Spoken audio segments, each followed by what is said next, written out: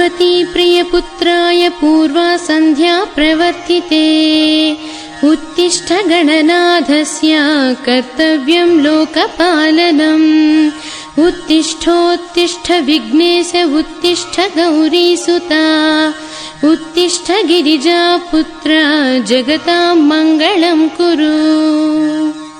ॐ पार्वती प्रियपुत्राय पूर्वा सन्ध्या प्रवर्तिते उत्तिष्ठ गणनाथस्य कर्तव्यं लोकपालनम् उत्तिष्ठोत्तिष्ठ विघ्नेश उत्तिष्ठ गौरीसुता उत्तिष्ठ गिरिजापुत्र जगतां मङ्गलं कुरु। श्रीशङ्करसुत वरसिद्धिविनायकत्वं प्रीत्याद्य जागृहि कुरु प्रियमङ्गलानि त्रैलोक्यरक्षणकरानि महोज्ज्वलानि श्रीमद्विनायक विभो तव सुप्रभातम्। श्रीशङ्करसुत वरसिद्धिविनायकत्वं प्रीत्याद्य जागृहि कुरु प्रियमङ्गलानि त्रैलोक्यरक्षणकरानि महोज्ज्वलानि श्रीमद्विनायक विभो तव सुप्रभातम्। श्रीमद्गणनायकाय शिवात्मजाता गणनाथ गजमुखवरद शुभप्रदाता श्रीदेव शङ्खलिखिताश्रितपादपद्मा श्रीमद्विनायक विभो तव सुप्रभातम्। श्रीमद्गणनायकाय शिवात्मजाता गणनाथ गजमुखवरद शुभप्रदाता श्रीदेव शङ्खलिखिताश्रितपादपद्मा श्रीमद्विनायक विभो तव सुप्रभातम्। श्रीनारिकेलाभिषेकितपुष्टिगात्रा क्षीराभिषिक्त शुभविग्रह तत्त्वमूर्ते दिव्याङ्गमूषिक सुवाहन मोदरूपा श्रीमद्गणाधिप विभो तव सुप्रभातम्। श्रीनारिकेलाभिषेकितपुष्टिगात्रा क्षीराभिषिक्त शुभविग्रह तत्त्वमूर्ते दिव्याङ्गमूषिक सुवाहन मोदरूपा श्रीमद्गणाधिप विभो तव सुप्रभातम्। श्रीभक्तकोटिवरभूतलवासे तुष्टा हे आदिपूज्य अरुणारुणभानुतेजा प्राचीदिशाम्बरमिदं रविकान्तिनिष्ठम् श्रीमद्गणाधिप विभो तव सुप्रभातम्। श्रीदुर्वायुग्मसमेत सुपत्रि सुपूजितास्या प्राभातवायुरिह यस्यति सेवनाय प्रमोदरूप पराक्रम एकदन्ता श्रीमद्विनायक विभो तव सुप्रभातम्।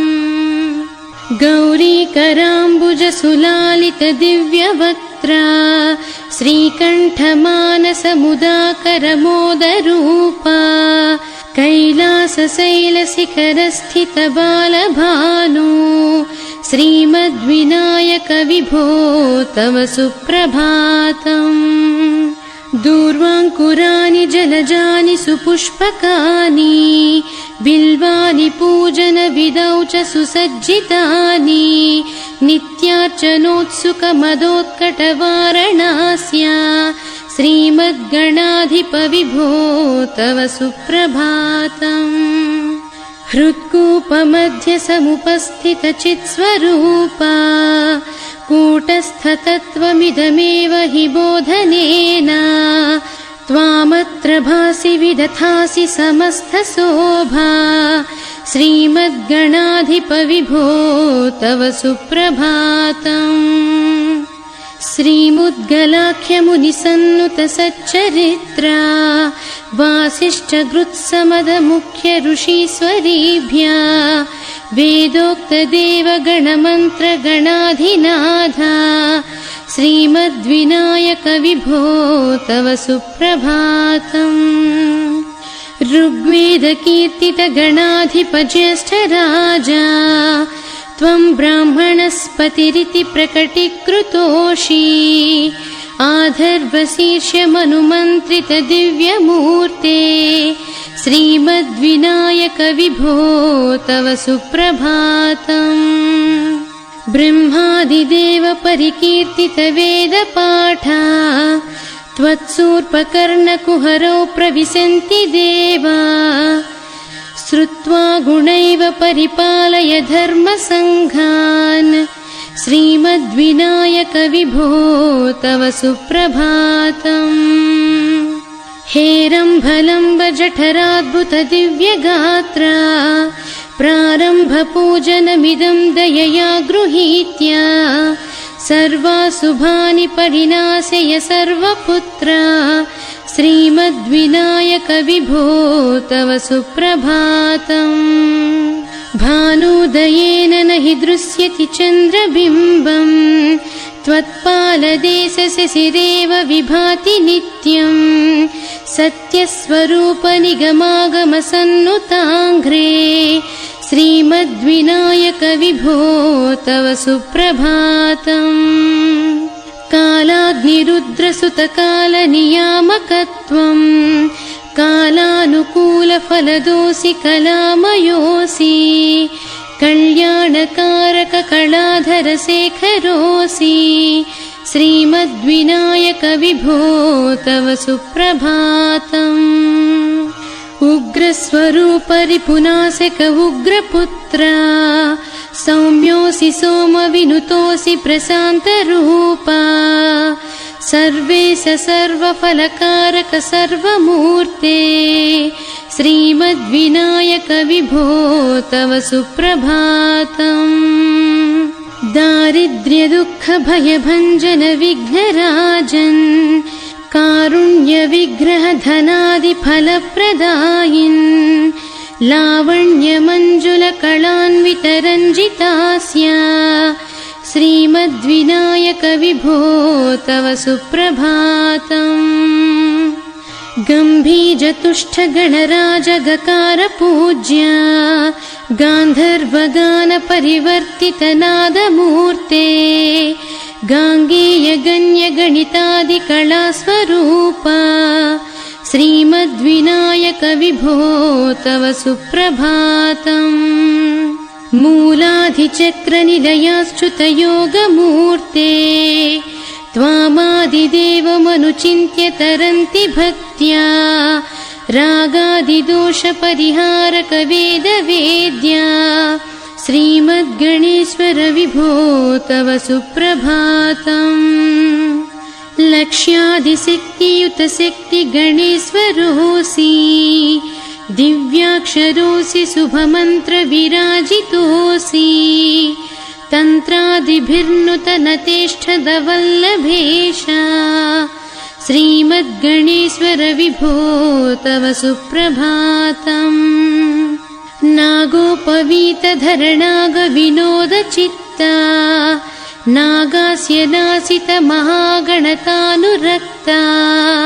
आनन्दतुम्बिरतनो बहिरन्तरस्ता श्रीमद्गणेश्वर विभो तव सुप्रभातम्।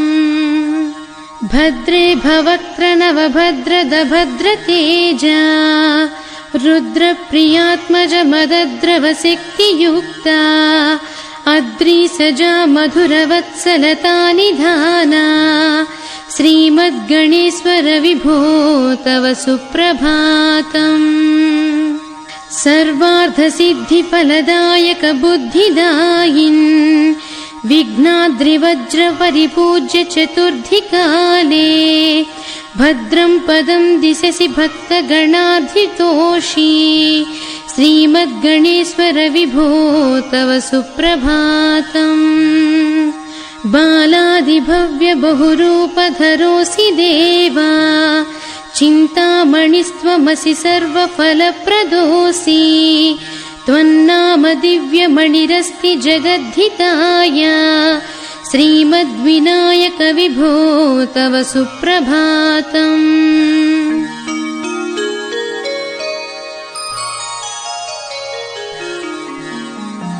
हे विघ्नराज विभो तव सुप्रभातम्। ये मानवाः प्रतिदिनं प्रपठन्ति भक्त्या तानेकविंशतिकुलान् परिपालय त्वाम्। इत्थं वदन्ति विबुधः करुणाद्रिचित्ताः।